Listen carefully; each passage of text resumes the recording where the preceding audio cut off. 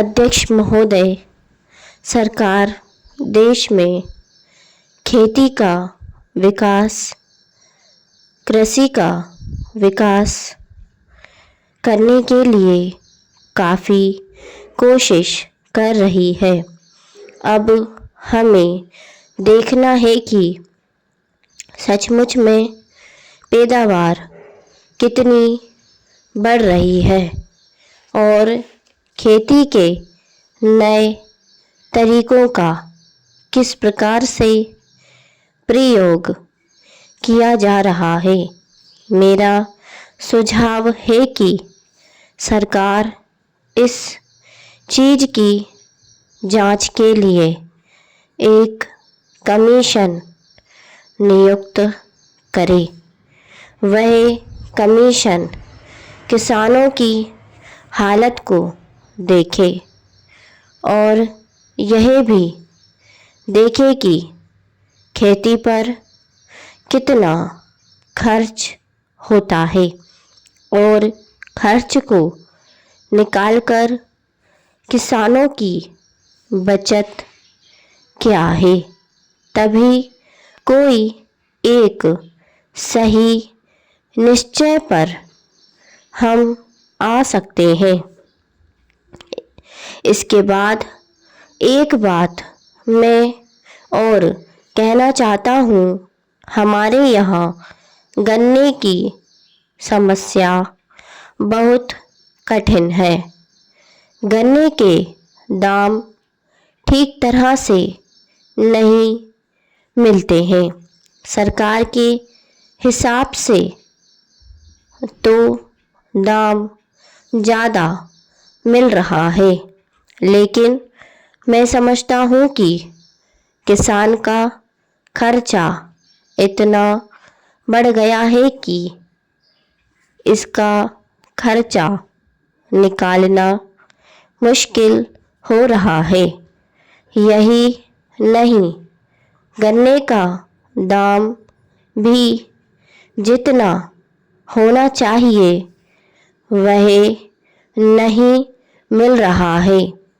इसलिए इसके ऊपर फिर विचार करना पड़ेगा, क्योंकि किसान की हालत अच्छी नहीं है।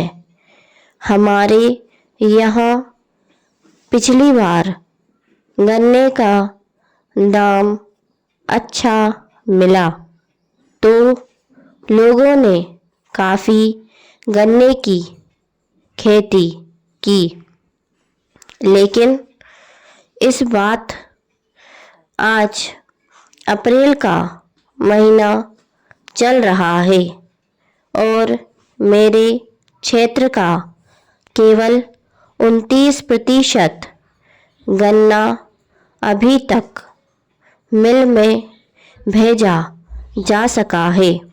हम कहते थे कि गन्ने की पैदावार काफ़ी है, मिल वाले कहते हैं कि काफ़ी नहीं है।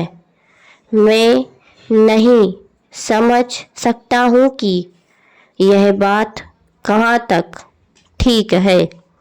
एक बात मैं और कहना चाहता हूँ, सरकारी खेती के ऊपर से जनता का विश्वास कम होता जा रहा है। सरकारी खेती से कोई लाभ नहीं दिखाई पड़ता है।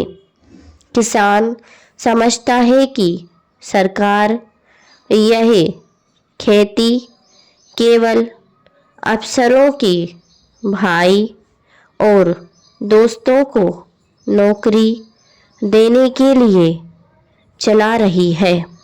यह सचमुच में ठीक मालूम पड़ता है।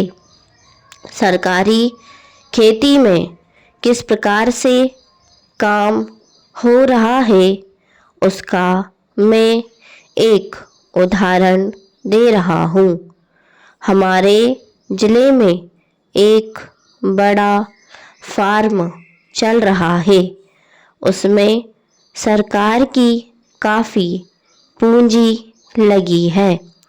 मैं देखता हूँ कि उसमें कभी भी इतनी पैदावार नहीं हुई कि उससे वहाँ के कर्मचारियों के वेतन का खर्च भी निकल सके।